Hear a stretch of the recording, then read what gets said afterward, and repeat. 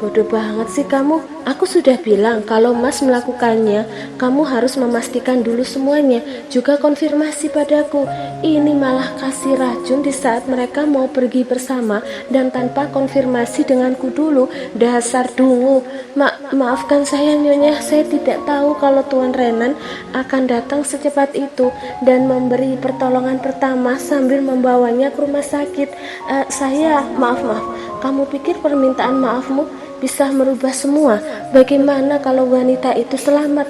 Kamu menghancurkan seluruh rencanaku selama ini, brengsek. Maaf Nyonya, saya benar-benar minta maaf. Dasar bodoh, sialan. Aku harusnya memilih mata-mata yang lebih pintar dari kamu, sialan. Rina menggeram penuh emosi. Kamu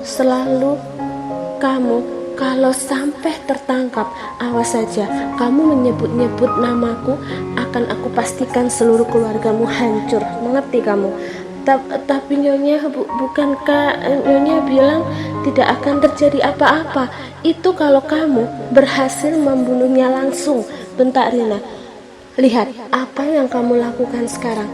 Camkan ini. Kalau menyebut namaku sedikit saja, akan aku hentikan pendanaan pengobatan anakmu dan membuatnya mati. Ampuninya, tolong ampuni saya. Tutup mulutmu dan pastikan tidak ada yang mengetahui ini. Kalaupun akhirnya ketahuan, mendekam sana di penjara dengan tenang. Dengan begitu akan aku pastikan keluargamu bisa hidup dan memenuhi segala kebutuhannya. Mengerti? Tidak ada bantahan di seberang sana. Justru isak tangis memilukan Rina berdecak sembari memutus sambungan, lalu melangkah lagi dengan menyeret kopernya menuju ke pemesanan tiket. Selamat siang Ibu, ada yang bisa saya bantu? Saya mau penerbangan apapun yang terdekat ke luar negeri. Tujuan Ibu mau kemana ya Bu? Kemana saja, sentak Rina tidak sabar. Pilihkan negara mana saja, saya tidak peduli. Berikan penerbangan terdekat saat ini. Petugas itu kemudian mengecek di layar komputer di depannya. 2 jam lagi ada penerbangan ke Singapura. Lalu saya ambil itu cepat. Baik Bu, boleh pinjam surat-suratnya? Rina langsung menyerahkan KTP dan surat-surat lainnya yang dibutuhkan. Menunggu dengan tidak sabar di situ sampai akhirnya prosesnya selesai. Petugas langsung mengonfirmasi ulang dengan sabar. Sudah, tidak perlu konfirmasi lagi. Saya buru-buru Mbak. Petugas wanita itu tersenyum penuh kesabaran. Baik Ibu, sahutnya kemudian. Pembayarannya mau menggunakan apa Ibu? Rina mengeluarkan 1 kartu kreditnya. Pakai ini, ucapnya. Baik Bu, tunggu sebentar ya. Beberapa saat kemudian petugas mengembalikan kartunya dengan wajah kebingungan. Mohon maaf Bu, kartunya tidak bisa dipakai.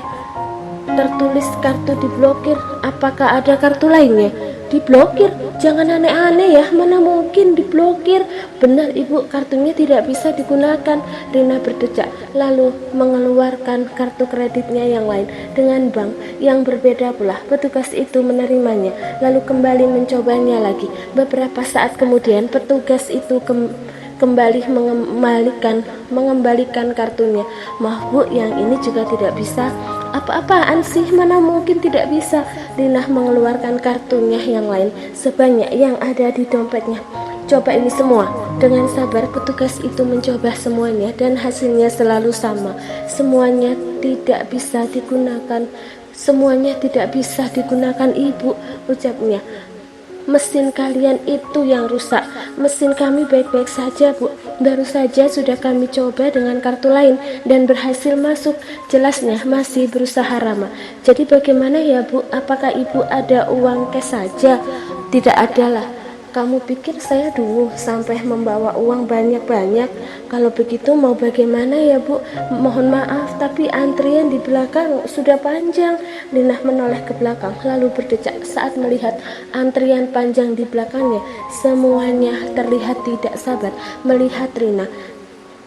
Coba seolah Rina telah menghambar mereka semua.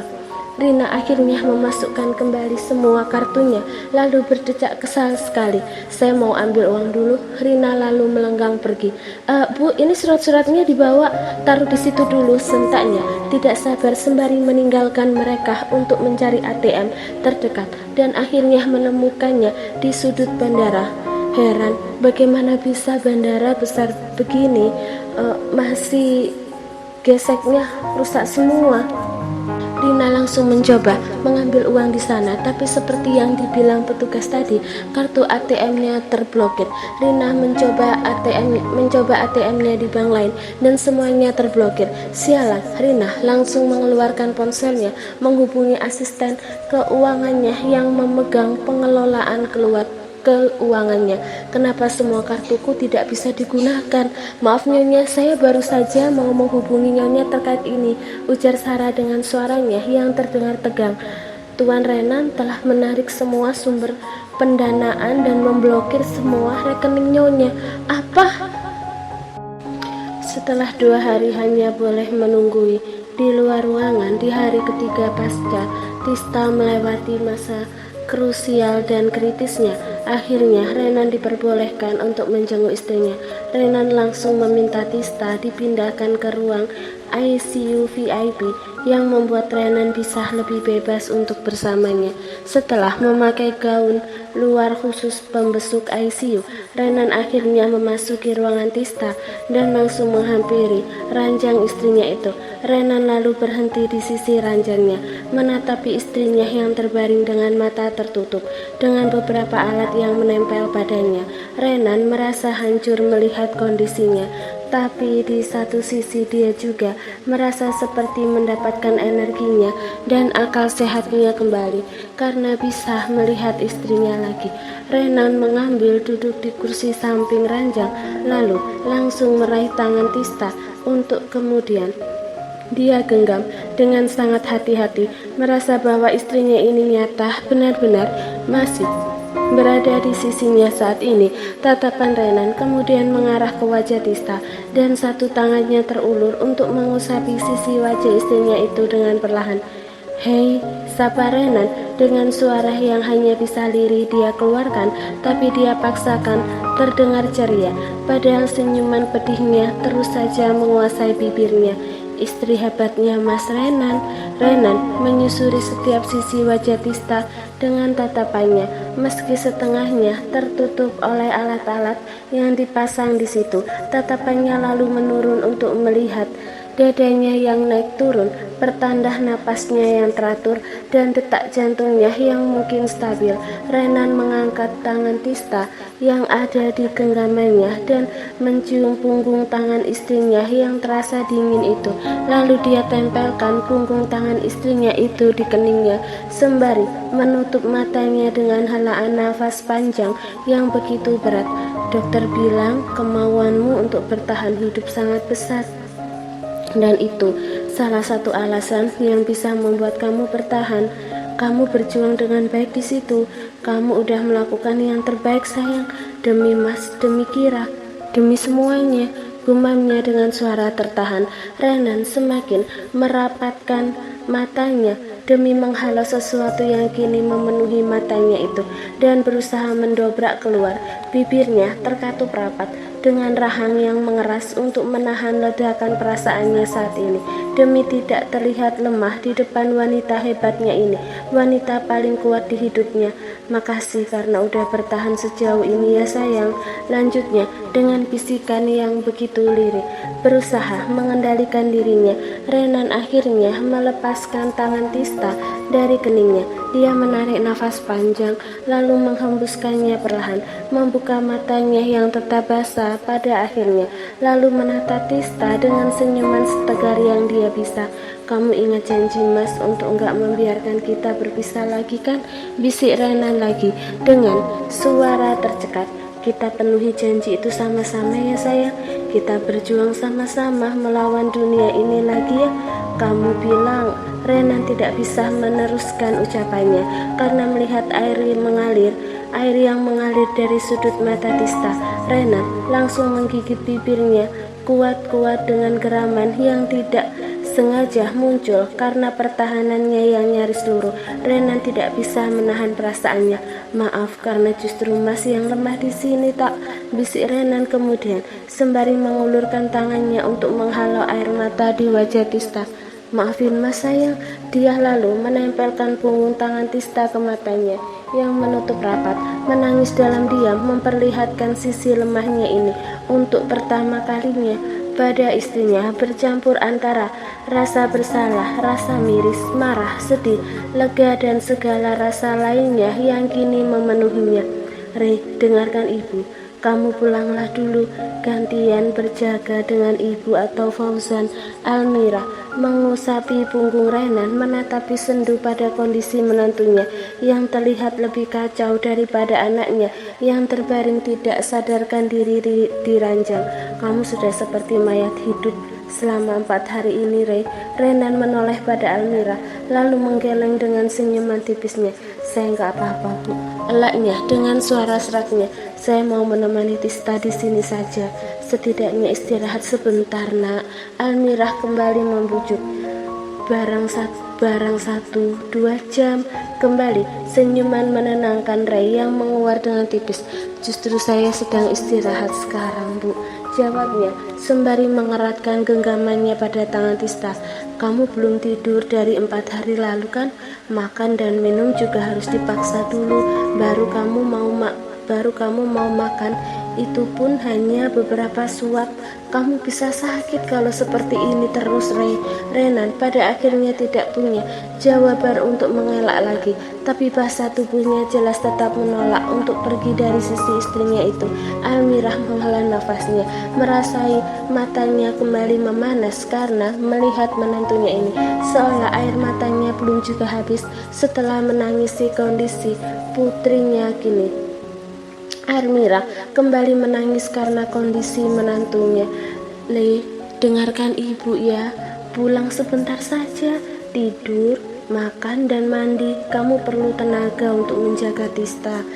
Bu, gumam Renan kemudian. Minggu depan Tista ulang tahun. Dia bilang saya dan Kira adalah hadiah terbaik untuk ulang tahunnya.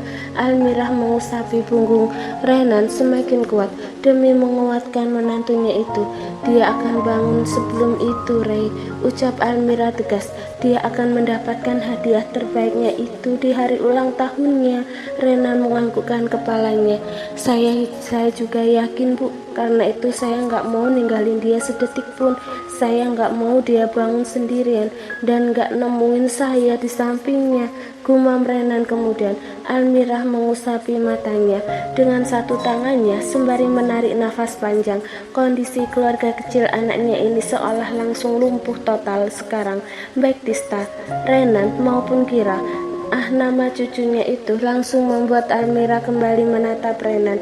Lalu bagaimana dengan Kira, Rey? Ucap Almira akhirnya. Dia juga membutuhkan kamu saat ini kan? Dia kebingungan karena Daddy dan maminya tiba-tiba pergi bersama tanpa mengajak dia. Meskipun Kira nggak bilang apa-apa, tapi kamu tahu kan, pikiran anak itu kadang nggak ketebak.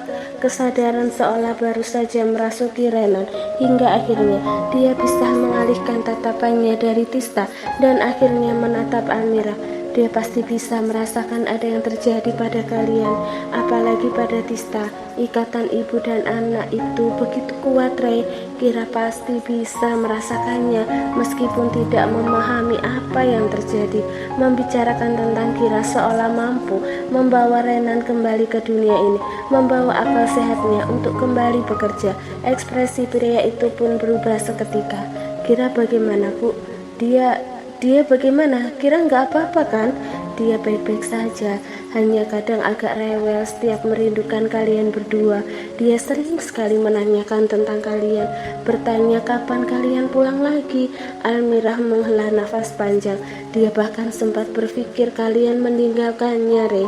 Renan tersentak, kali ini dengan ekspresi yang benar-benar terpaku pada Almira. Almira sendiri terpaksa memberitahu semua ini pada Renan, hanya demi pria ini bisa kembali bernyawa lagi. Setidaknya demi Kira, Almira ingin Renan bangkit dan mendapatkan kembali semangat hidupnya. Almira menepuk-nepuk pundak Renan. Pulanglah, Rey. Tenangkan putrimu yang sedang menunggu kalian kembali. Bukan hanya kamu yang sedih, bukan? Tegas Almirah kemudian. Biar ibu yang menjaga Tista hari ini. Pasti itu juga yang diinginkan Tista. Lama terdiam. Renan kemudian menatap ke arah Tista lagi.